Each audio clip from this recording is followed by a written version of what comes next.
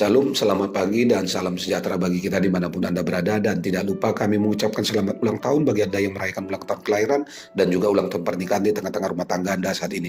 Kiranya Tuhan memberkati hidupmu dan rumah tanggamu. Kami juga selalu berdoa kepada Bapa di sorga bagi Bapak, Ibu, Saudara-saudari yang masih terbaring lemah di tempat tidur, baik di rumah sakit maupun rumah Anda. Kiranya Tuhan menjawab doa-doa kita dan Anda sekalian diberikan kesembuhan untuk dapat kembali beraktivitas sebagaimana biasanya.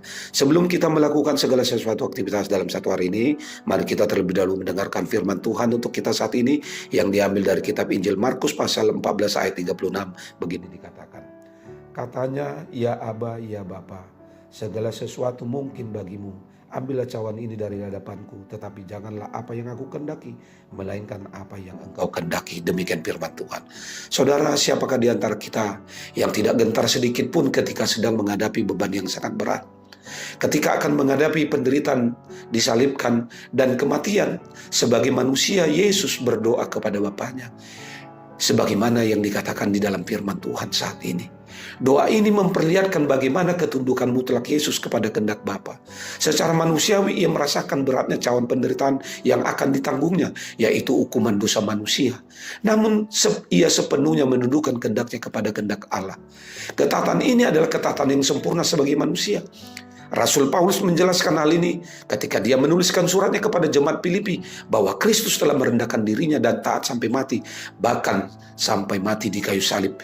Filipi 2 ayat 8. Ketaatan Yesus tidak hanya terlihat dalam taman Getsemani, tetapi mencapai puncaknya dalam kematiannya di salib sebagai korban penebusan dosa manusia.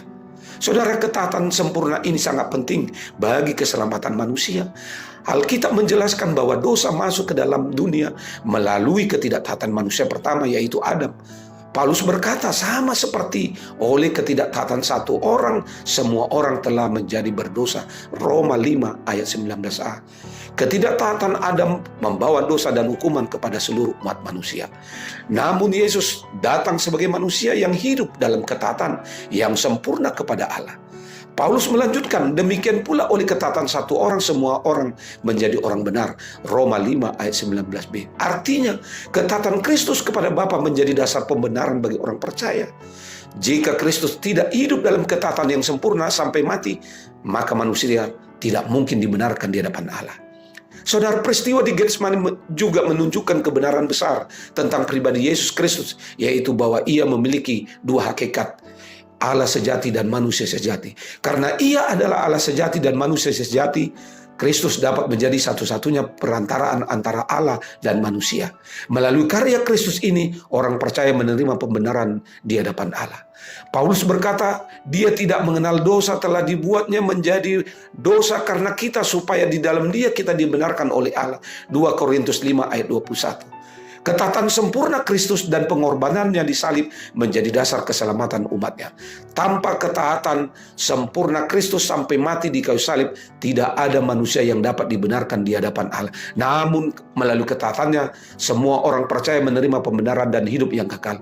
Karena itu saudara-saudari, di dalam menjalani aktivitas, hiduplah di dalam ketaatan. Selamat beraktivitas, Tuhan Yesus memberkatimu. Salam.